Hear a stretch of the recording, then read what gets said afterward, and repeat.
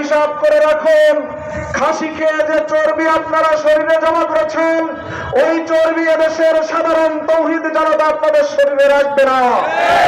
ওই প্রতিটি চর্বির প্রতিটি ফোঁটার হিসাব আপনাদেরকে দেওয়া লাগবে। আজকে আমাদের নেতৃবৃন্দ বলেছেন আমরা ক্ষমা করে দিয়েছি। আমি অসংখ্য জনসভায় 5 তারিখ থেকে পথসভায় বলেছি সবাইকে ক্ষমা করে দিলাম। আল্লাহ রসুল ক্ষমা করার আগে, ক্ষমা করার পরে বলেছিলেন যে অমুক অমুক যেন আমার সামনে আসে না।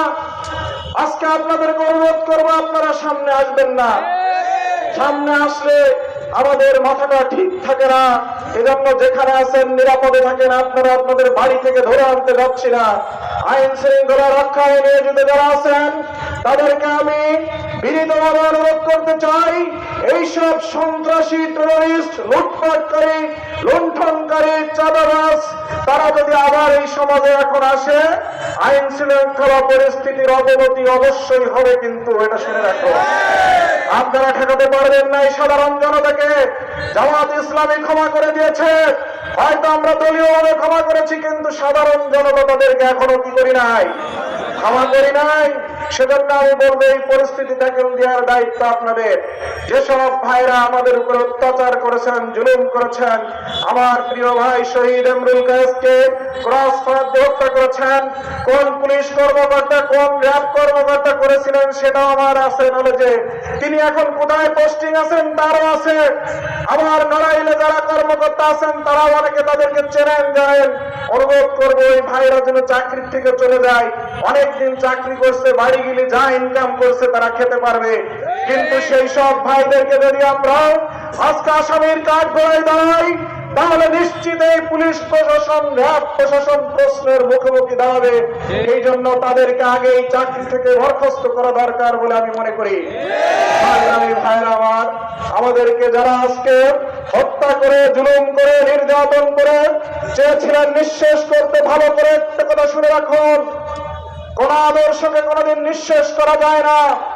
আদর্শকে যদি ধ্বংস করতে হয় তাহলে তার থেকে আর একটা ভালো আদর্শ সামনে দিতে হয়।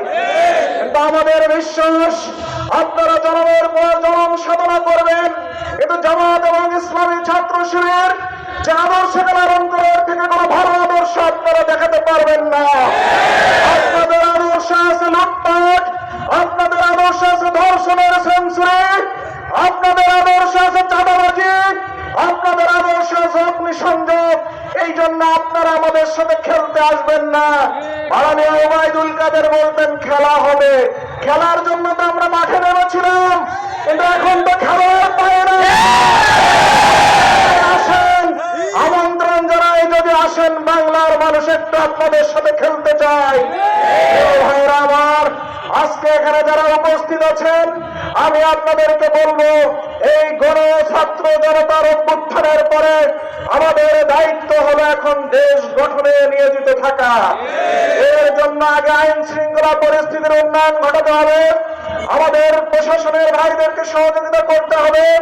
চাঁদাবাজ, সন্ত্রাসী, অস্ত্রধারী যারা কয়েকদিন আগে আমাদের 4 তারিখে মিছিলের উপরে গুলি করেছে, সেই সব সন্ত্রাসী চাঁদাবাজদের যেখানে পাবেন নিজে হাতে মারবেন না, ঘাড়টা ধরে আনে তুলে দেবেন প্রশাসনের হাতে।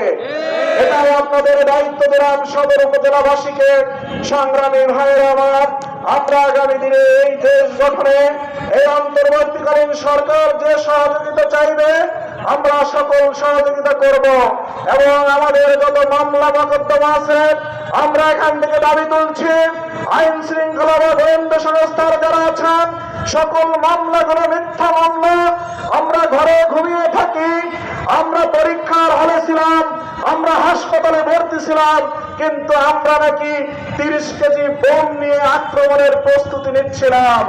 এইসব ডাহা মিথ্যা মামলাগুলো আপনারা এখনই এখান থেকে মেসেজ পাঠিয়ে দিন, এজন্য সারা দেশে যেন এক জায়গায় মামলাগুলো প্রত্যাহার করা হয়। যে জাতি এই গণ অভ্যুত্থান সৃষ্টি করেছে সেই জাতি আপনাদেরকেও ক্ষমা করবে না। এবং আমরা আমরা আপনাদের সহযোগিতা করতে চাই। আমি আপনাদের পরিশেষে অনুরোধ করতে চাই, আওয়ামী লীগ, বিএনপি, জামাত, চরমোনাই, হেফাজত, তাবলীগ কোনোটাই আমরা পার্থক্য করতে চাই না। এই দেশকে গঠন করার জন্য সব মানুষকে আমার প্রয়োজন। সেই প্রয়োজনের খাতিরে যার যে ত্রুটি বিচ্যুতি কষ্ট ছিল আমরা যেমন ক্ষমা করে দিয়েছি, সেই ক্ষমার মধ্যে দিয়ে এখন এই নয়কে সুন্দরভাবে গড়ার জন্য আমরা আমাদের প্রশাসন সহ নতুন সরকারকে সহযোগিতা করব। আমরা রাজি আছি তো ভাই?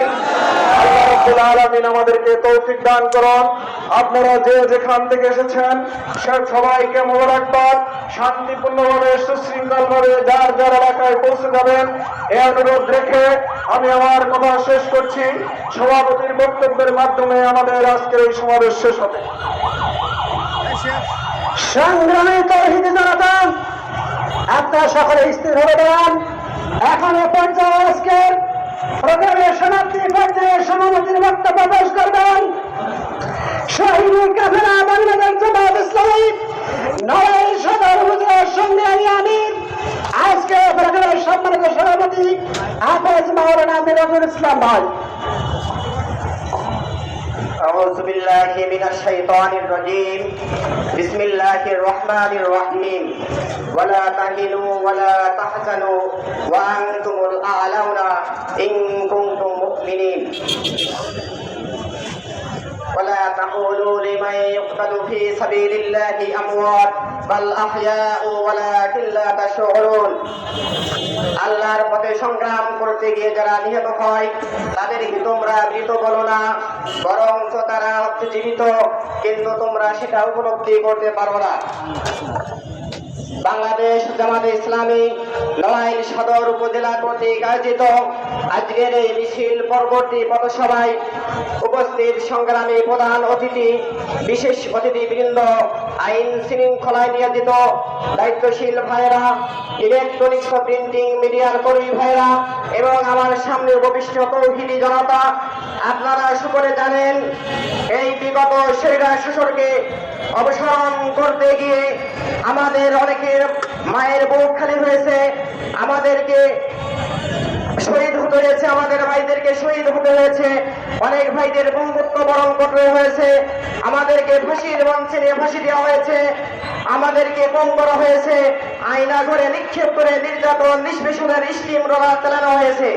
প্রিয় ভাইরা আমার, আমরা এই সমস্ত দুঃখ এবং কষ্টের কথা ভুলে গেছি।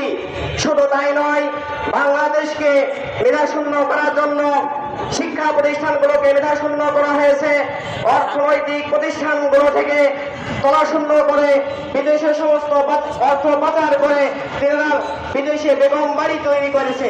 প্রিয় ভাইরা আমার, আমরা সকল যন্ত্রণা এবং কষ্ট ভুলে গেছি, কিন্তু আপনারা সেই সুযোগ নিয়ে যদি কোনো উস্কানিমূলক ষড়যন্ত্রমূলক যদি কোনো কার্যক্রম করতে চান, এদেশে তৌহিদি জনতা ছাত্র সমাজ সেটা রুখে দিবে, কোনো করে সেটা আপনাদের করতে দিবে না।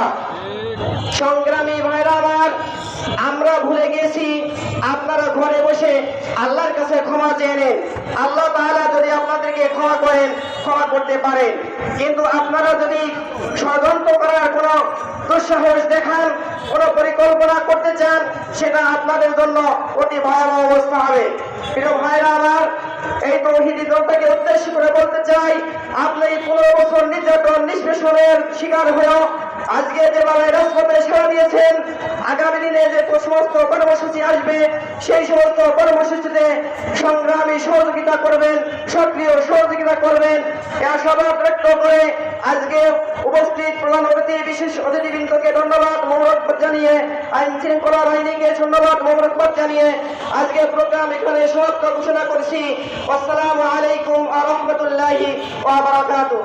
সুবহানাকা আল্লাহুম্মা ওয়া বিহামদিকা আশহাদু আল্লা ইলাহা ইল্লা আনতা আস্তাগফিরুকা ওয়া আতুবু ইলাইক।